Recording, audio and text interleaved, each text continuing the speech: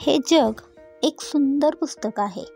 हे पुस्तक ज्याला वाचता येतं त्याला त्याचा भरपूर फायदा होतो, पण ज्याला ते वाचता येत नाही आणि अनुभवताही येत नाही त्याला त्याचा फारसा उपयोग होत नसतो.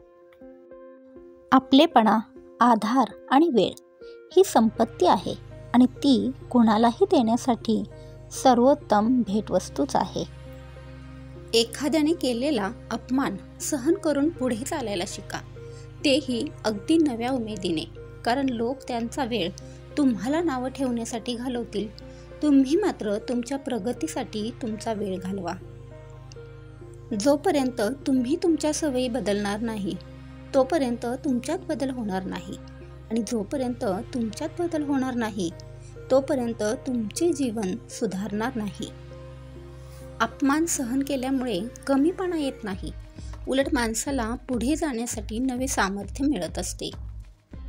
मनाने चांगली आणि हुशार असणारे लोक हे कधी फसतात, कारण इतरही लोक मनाने चांगले असतील या गोष्टीवर त्यांचा विश्वास असतो.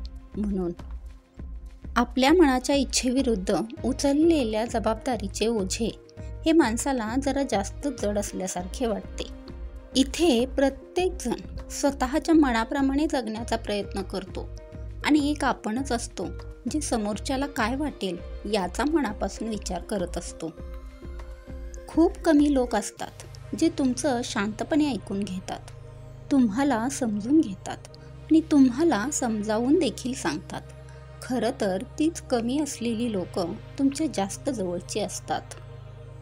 कधी आयुष्यातील न सुटणाऱ्या प्रश्नांची उत्तरं ही माणसाला त्याच्या एकांतातच अगदी सहज सुटतात.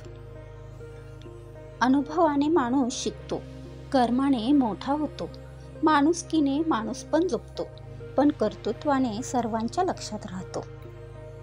नेमकं थांबायचं कुठं हेही समजायला हवं, भले ही सुरुवात तुमची चुकीची झालेली असो.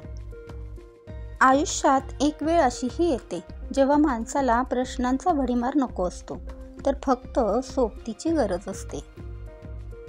एक गोष्ट मनाला कायम खटकते, आडवाटाने चालणारे लोक कुठच्या कुठे दूरपर्यंत जाऊन पोहोचतात, आणि सरळ मार्गाने चालणारे लोक मात्र तिथल्या तिथेच राहत असतात. मग सरळ वागणारे लोक चुकीचे आहेत का, हा प्रश्न मनाला सतावत असतो. विचार कसे वाटले ते मला कमेंटमध्ये नक्की लिहून सांगा, आणि सुविचार आवडल्यास चॅनेलला लाईक आणि सबस्क्राईब करायला विसरू नका. धन्यवाद.